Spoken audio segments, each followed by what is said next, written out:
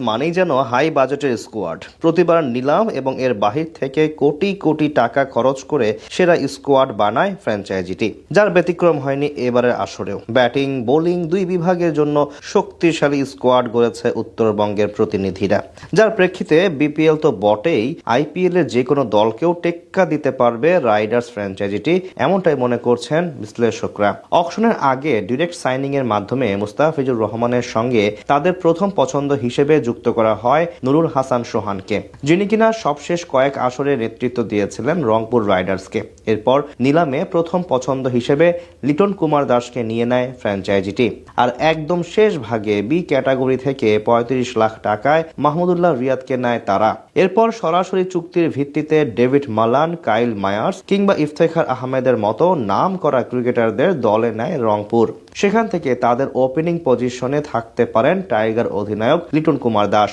ডানহাতি এই ব্যাটারকে এবার বড় ভূমিকা রাখতে হবে রংপুর রাইডার্সের হয়ে। তার সঙ্গে আরো থাকতে পারেন ইংলিশ বামহাতি ওপেনার ডেভিড মালান। প্রথমবারের মতো এই জুটিকে দেখা যাবে বিপিএল এর মঞ্চে।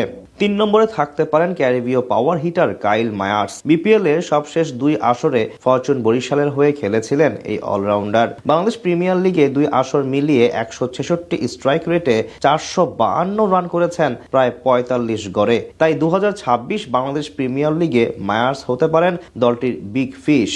মিডল অর্ডারের আস্থা তাওহিদ হৃদয়। সব ঠিক থাকলে রংপুরের ৪ নম্বর পজিশনের দায়িত্ব থাকবে তার কাঁধে। নিলামে দ্বিতীয় সর্বাধিক দামের বিনিময়ে কেনা হয়েছিল হৃদয়কে। তার সঙ্গে আরো থাকতে পারেন জাতীয় দলের সাবেক অধিনায়ক মাহমুদুল্লাহ রিয়াদ। বি ক্যাটাগরি থেকে ক্রয় করা রিয়াদ এবার আসরে সবচেয়ে বেশি সিনিয়র ক্রিকেটার, তাই স্বাভাবিকভাবে তার এক্সপিরিয়েন্স বড় সম্পদ হবে রংপুর রাইডার্সের জন্য। এছাড়া উইকেট কিপিং এর পাশাপাশি অধিনায়কত্বের গুরু দায়িত্ব থাকবে নুরুল হাসান সোহানের কাঁধে। তার নেতৃত্বে গতবার নক আউট পর্বে খেলেছিল ফ্র্যাঞ্চাইজিটি।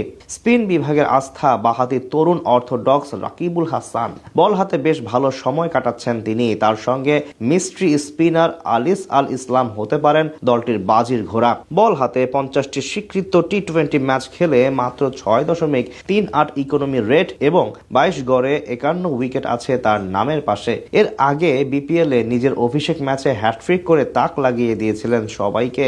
রংপুরের পেস আক্রমণ এবার আসরের সবচেয়ে বেশি ভারসাম্যপূর্ণ, যেখানে প্রধান হাতিয়ার কাটার মাস্টার মুস্তাফিজুর রহমান, যার দিকে নজর থাকবে সব ক্রিকেট ভক্তদের। এছাড়া পাকিস্তানি পেস অলরাউন্ডার ফাহিম আশরাফের সঙ্গে থাকতে পারেন স্পিড স্টার আকিফ জাভেদ, যিনি কিনা গেল আসরে অসাধারণ পারফরমেন্স করে গেছেন রংপুরের হয়ে। সব মিলিয়ে বলা চলে বেশ ব্যালেন্স এবং শক্তিশালী